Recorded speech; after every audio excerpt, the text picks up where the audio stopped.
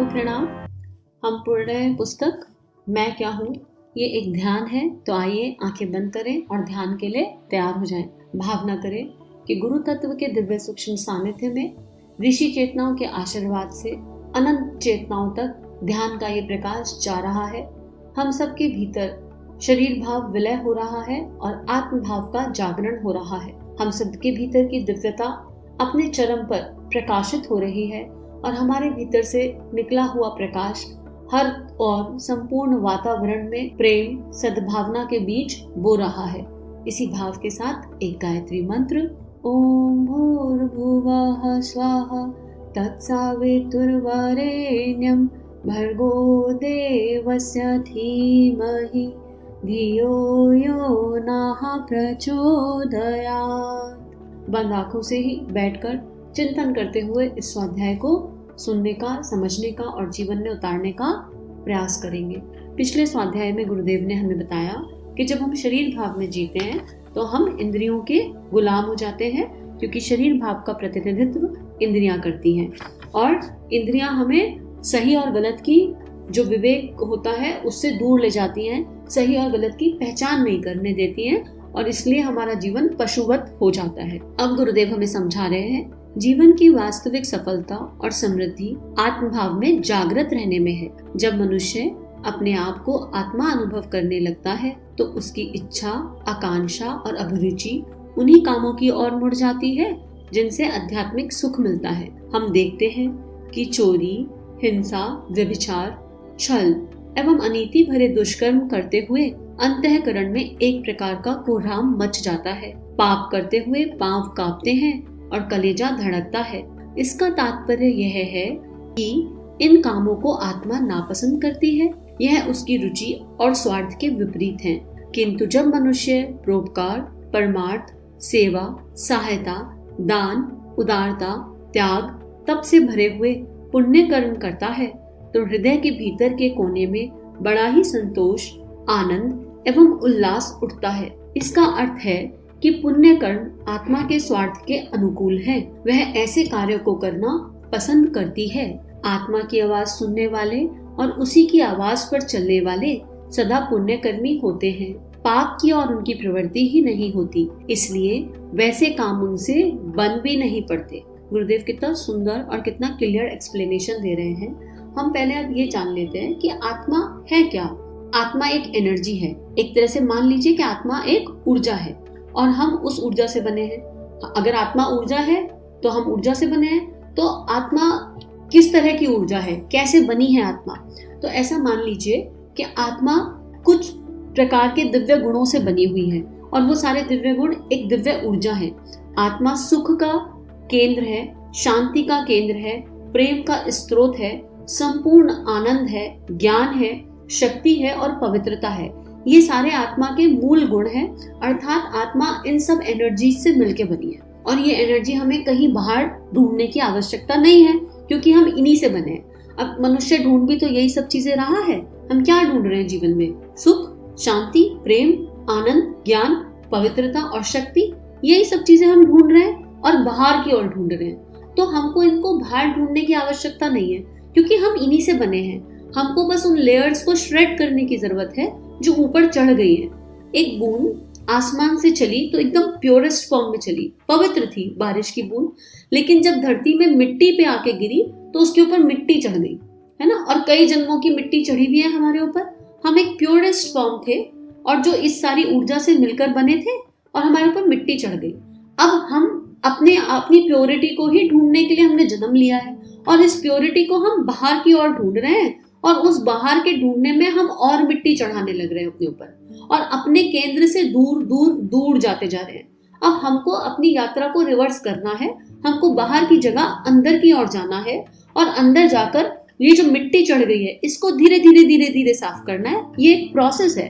धीरे धीरे जैसे मिट्टी साफ होगी तो भीतर से ही सुख का, शांति का, प्रेम का, ज्ञान का प्रकाश निकलेगा और वो प्रकाश हमें हमारी दिव्यता से मिलवाएगा, हमें हमारे भीतर की दिव्यता का अनुभव करवाएगा। अब जो लोग अंतर्मुखी होकर इस ओर चलते हैं उनको अंतःकरण से जब कुछ अनुचित कर्म बनता है तो पता चल जाता है कि ये कर्म ना करने योग्य है और उनके भीतर से एक आवाज आती है कि नहीं, मुझसे ये नहीं हो पाएगा।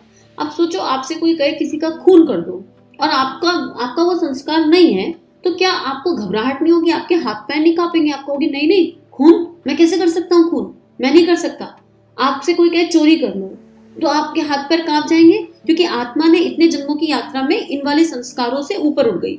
लेकिन एक कॉमन फैक्ट ले लीजिए, झूठ बोलना। हम सब कहीं ना कहीं झूठ बोल देते हैं, क्योंकि अभी हमने यहाँ से ऊपर उठना नहीं सीखा। कुछ आत्माएं ऐसी होंगी जो बिल्कुल सत्य के साथ हैं, लेकिन मैक्सिमम लोग सरलता से झूठ बोल देते हैं, क्योंकि अभी चित्त पर वो संस्कार है। तो हमें ऐसे करके, जैसे हमने खून ना करना, अगर कोई ये ऑडियो सुन रहा है तो डेफिनेटली वो वहां तक तो है कि उसको खून करना ये बहुत बड़ा पाप लग रहा है, चोरी करना नहीं नहीं नहीं हम नहीं कर सकते, लेकिन गुस्सा करना, असत्य बोलना, ये हम एकदम एट ईज कर जाते हैं। क्यों? चित्त पर ये संस्कार अभी जमा है, पिछले जन्मों में उनकी सफाई हो गई, खून करने जैसे अपराधों की उनकी सफाई हो गई।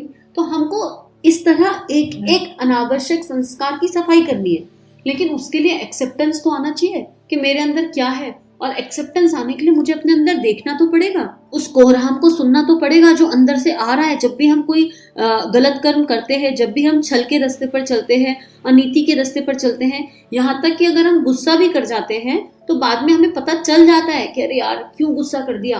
कोई है अंदर से जो पीड़ा देता है, वो पीड़ा अनुभव होती है, लेकिन वो पीड़ा अब क्षण भर की हो गई है, क्योंकि ये जो कुसंस्कार है ये इतना हावी हो गए हैं हमारे ऊपर, इतना हावी हो गए हैं कि हमको समझ ही नहीं आता। फिर हम अपने आप को इग्नोर कर देते हैं। अरे ठीक है ना, पूरी दुनिया तो कर ही रही है, तो मैंने क्या कर दिया, और सामने वाले की गलती थी। बस जैसे ही हमारी जो नजर है वो सामने वाले पर पड़ जाती है, वहीं हमारी गाड़ी ट्रैक से उतर जाती है।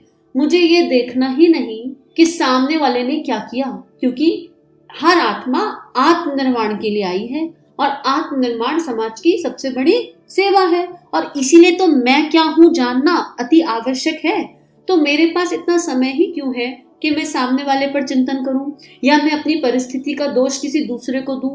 आपको किसी सामने वाले ने गुस्सा कैसे दिला दिया? सामने वाला आपसे खून नहीं करवा सकता, क्योंकि आपके चित्त पर खून करने का संस्कार नहीं है, लेकिन सामने वाला आपके ऊपर एक ब्लैक बॉल डाल रहा है और आप गुस्सा कर पा रहे हो, क्योंकि गुस्से का संस्कार आपके चित्त पर है।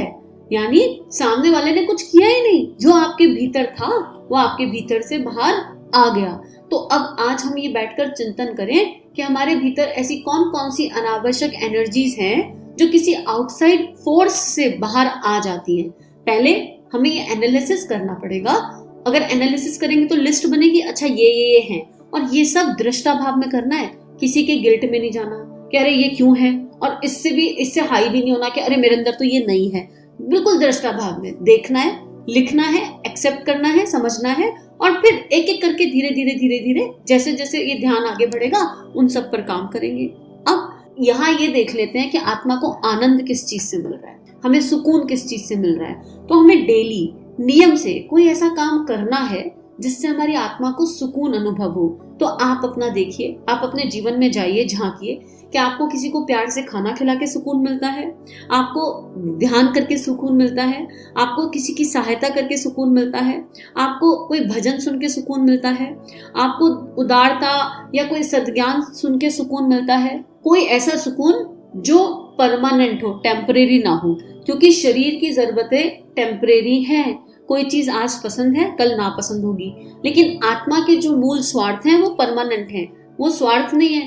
भाई आपको प्रेम पसंद है, प्रेम किसे पसंद नहीं, सबको प्रेम अच्छा लगता है। तो कभी आप प्रेम के लिए ये कहोगे कि नहीं नहीं नहीं और प्रेम मत देना, बहुत हो गया, हमसे और प्रेम नहीं लिया जा रहा, हमसे नहीं लिया जाएगा, हमारा उफ हो गया, हमारा बस हो गया, नहीं कहोगे ना, क्योंकि प्रेम से तो आत्मा बनी है और यही प्रेम बांटना है, और जब यही मिलता है तो आत्मा को अच्छा लगता है। तो हमको आज ये जानना है कि हमारे को हल्कापन, संतोष, आनंद, उल्लास कौन से पुण्य कर्म से मिलता है, कौन सी ऐसी चीज है जो मेरी आत्मा का स्वार्थ है और मेरी आत्मा के प्रकाश को जागृत करती है, और वो काम हमें नियमित करना ही करना है।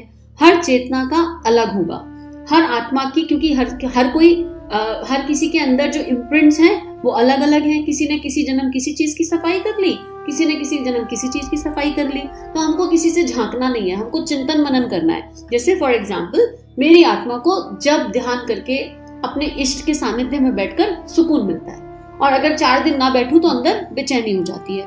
ऐसे ही आपको अपना आइडेंटिफाई करना है कि आपको क्या करके आपको अनाथ आश्रम जाके सुकून मिलता है तो उसके लिए समय निकालिए, आपको स्वाध्याय करके सुकून मिलता है तो उसके लिए समय निकालिए, आपको लोगों को अच्छी अच्छी बातें बताने में सुकून मिलता है तो उसके लिए समय निकालिए, क्या है हमने कुछ अच्छा सुना है, हमारी आत्मा को बहुत अच्छा लगा, आप भी सुनिए, ऐसे सुकून मिलता है।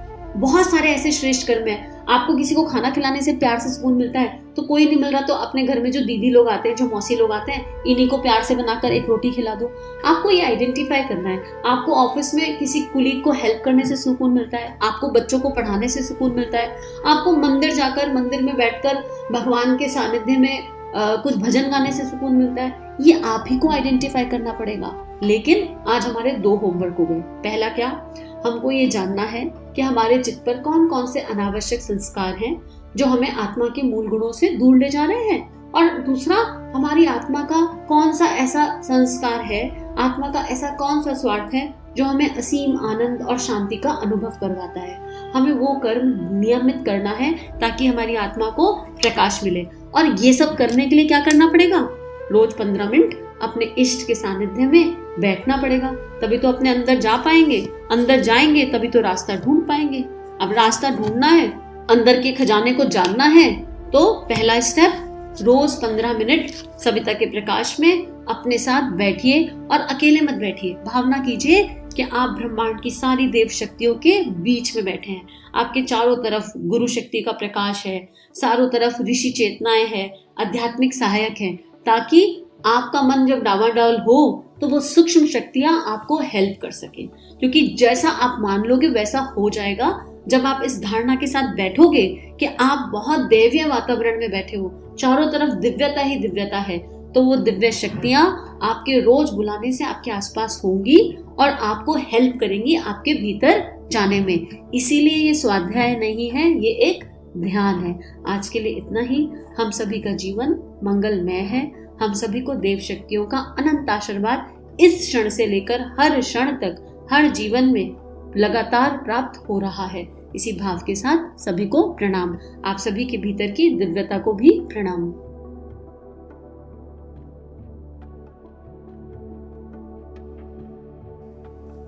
हमारे YouTube चैनल को सब्सक्राइब कीजिए और बेल आइकन पर क्लिक कीजिए ताकि आने वाली सभी वीडियो की नोटिफिकेशन आपको मिलती रहे। आप सभी को बहुत बहुत थैंक यू।